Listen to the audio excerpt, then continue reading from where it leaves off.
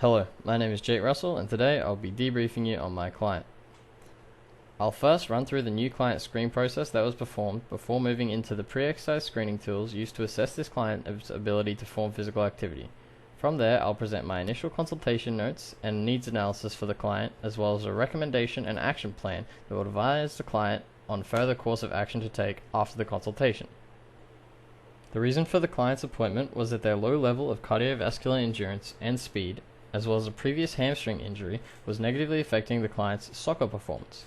The ideal outcomes for the client are to improve cardiovascular endurance and speed, and to return to a pre-injury level of soccer performance, as well as to decrease risk of hamstring injury in the future.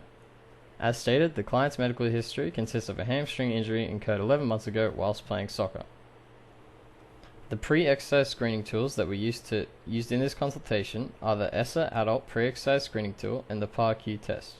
The ESSA Adult Pre-Exercise Screening Tool found that the client is a 21-year-old male with a height of 172 centimeters and a weight of approximately 74 kilograms. This gives him a BMI of 25, which is just within the healthy weight range. The client answered no to all questions on both the ESSA Pre-Exercise Adult Screening Test and the PAR-Q test, indicating that the client has the ability to safely perform vigorous intensity exercise if he chooses to. The initial consultation with the client found that he currently performs 2 90-minute bouts of soccer training each week, as well as a game on the weekend which lasts 90 minutes. The client is also a full-time university student and attends university 3 times per week. In addition to this, he also works a part-time job approximately 2 times each week.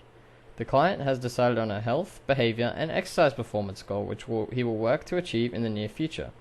The health-related goal that the client has chosen is to improve cardiovascular endurance and decrease the risk of re-injuring the hamstrings. The behavior goal that the client has chosen is to implement and adhere to the prescribed exercise program in order to improve soccer performance. The exercise performance goal is to return to the pre-injury level of soccer and improve cardiovascular endurance and speed. After taking into account the factors relating to the client previously mentioned, a needs analysis has been prepared specifically catered to the client's needs and goals. It was found that the 2 factors that the client believes he is lacking, cardiovascular endurance and speed, are indeed crucial variables for improving soccer performance. A study showed speed, agility, and quickness, or SAQ training, is effective for increasing speed in soccer players. Another study found that ball dribbling and small group exercises, which are often performed at soccer training, were effective for increasing cardiovascular endurance in soccer players. Another study again found that many hamstring injuries, much like the one the client has, can be recurring, and that eccentric hamstring strength training can significantly reduce the risk of hamstring injury in the future. Specifically, the Nordic hamstring stretch was used in the study mentioned. It has also been found that sports-specific training was found to be a primary method of increasing soccer performance. Taking into consideration the client's desired outcomes and goals, an action plan and recommendations have been developed for the client. Because he wishes to improve his speed, it is recommended that he is prescribed a speed, agility, and quickness exercise program, or SAQ exercise program, as this type of training was shown to increase speed in soccer. The effectiveness of this program should be examined using a 30-meter sprint test performed before and after the training period.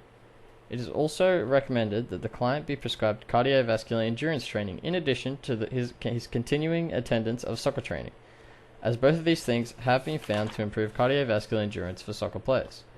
The usefulness of this combination should be examined using the yo-yo intermittent recovery test, as this test has been found to be an accurate measure of endurance for soccer players.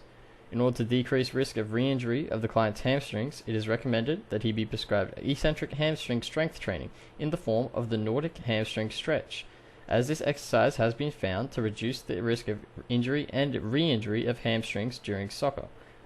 To measure the client's progress, a Nordic hamstring strength test will be administered using a NORD board, both before and after the training period outlined. These recommendations are specifically tuned to the client's goals and needs previously outlined and will help the client to achieve these goals. Thank you, here America.